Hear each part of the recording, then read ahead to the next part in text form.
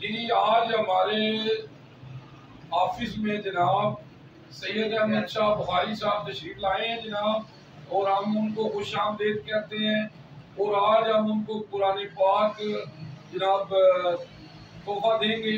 قرآن پاک ایک ایسی کتاب ہے جو اللہ کے ہاں محفوظ ہے اور ہمیں فرقوں سے روکتی ہے۔ اللہ قرآن پاک میں فرماتا ہے انسان کو وہی ملے گا جو اس نے کوشش کی۔ تو آج ہماری بھی ایک کوشش ہے، ہم قرآن پاک گفٹ کرتے ہیں کہ قرآن پاک ترجمے سے پڑھا جائے، کیونکہ ہماری اکثر چراغ کے نیچے اندھیرا ہے کہ لوگ قرآن پاک ترجمے سے نہیں پڑھتے۔ ہماری کوشش ہے کہ ہم لوگوں کو قرآن پاک دیں اور ترجمے سے پڑھا جائے، اور کسی کو بھی اگر قرآن پاک چاہیے وہ ہمیں کال کر سکتا ہے، دکان پہ، گھر پہ، ہمارے دفتر میں آ کے لے سکتا ہے قرآن پاک۔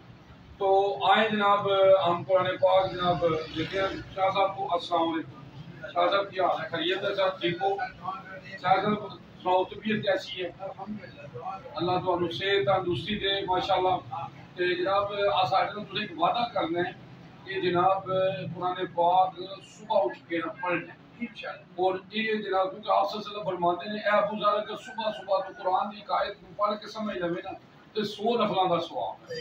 تو جناب تجھے ساڈے نال وعدہ کرتے ہو؟ بہت شکریہ جناب۔ شاہ صاحب ناروے جا رہے ہیں، جزاک اللہ فی امان اللہ۔